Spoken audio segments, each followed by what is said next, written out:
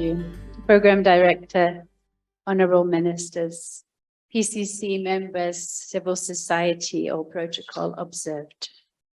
Pope Francis said this: we must hear the cry of the poor and we must hear the cry of the earth. As people of faith, we are committed to stand for the poor and the marginalized. Proverbs 31 verse 8 says we must speak up for those who are voiceless, for the rights of the poor and needy. And so we must talk about health. The voiceless are those people whose health is impacted by air pollution. We must speak up for the old lady who is coughing her lungs out in the early morning, the child who cannot go to school because of asthma, the breadwinner who loses his job because he has lung cancer. In March 2022, a South African court declared air pollution in Mpumalanga to be a breach of the residents' constitutional rights. Air pollution is a human rights issue.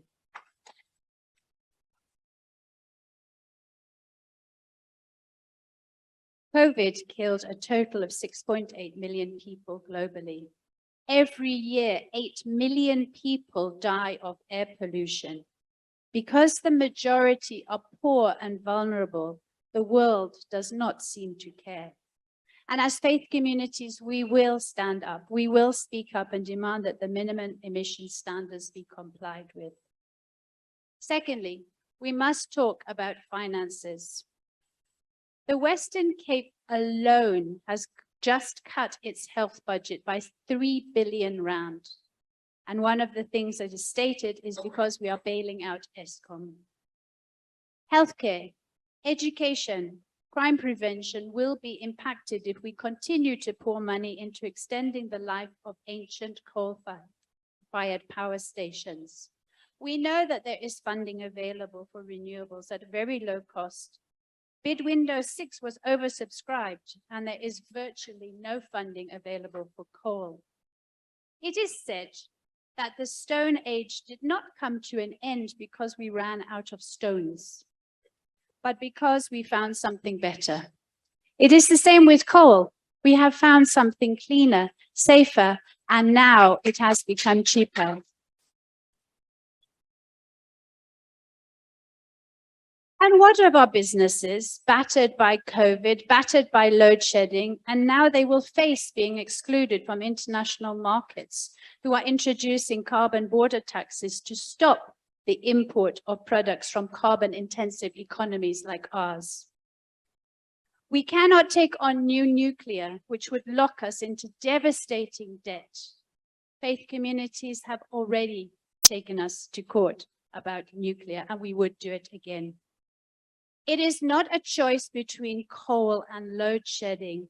The choice is between expensive energy and cheap energy, between coal and healthcare, education, and crime prevention. Secondly, we must hear the cry of the earth. We must talk about climate change. Day zero brought Cape Town to its knees. 1 year ago, Durban was battered by a rain bomb that killed over 400 people and caused 17 billion rands worth of damage.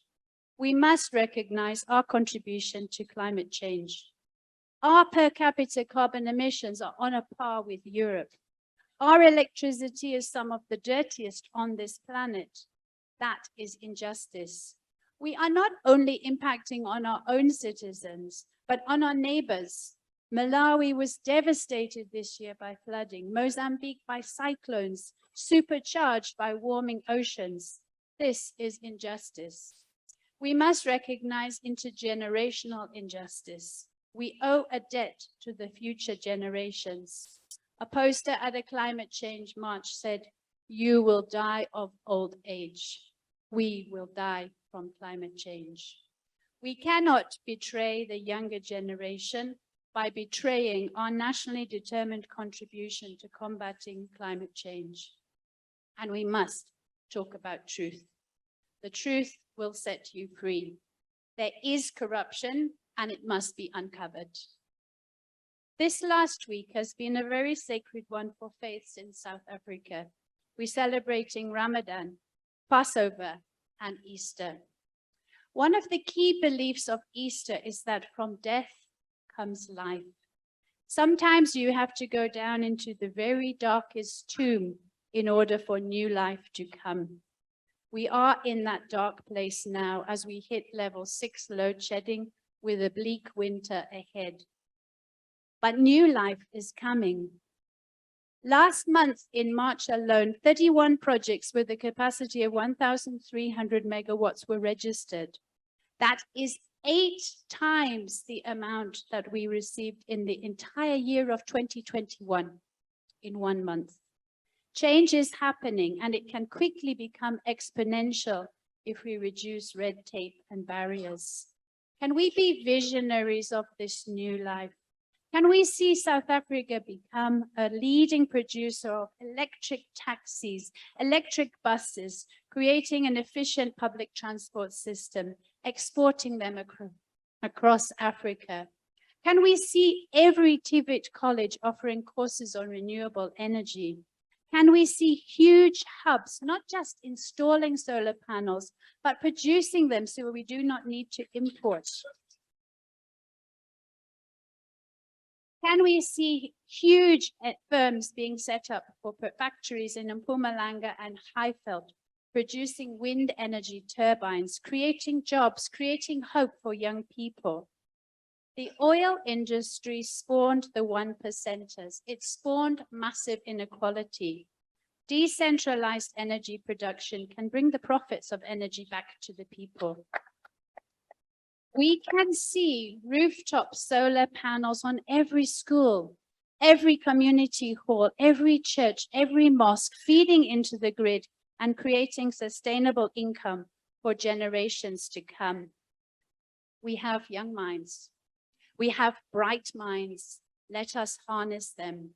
And I would like to end with a quote by a woman of incredible stubborn hope, Christiana Figueres, the midwife of the Paris Agreement, who said this: "Know that you are incredibly lucky to be alive at a time when you can make a transformative difference to the future of life on Earth.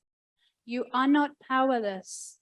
Your every action is suffused with meaning, and you are part of the greatest chapter of human achievement in history."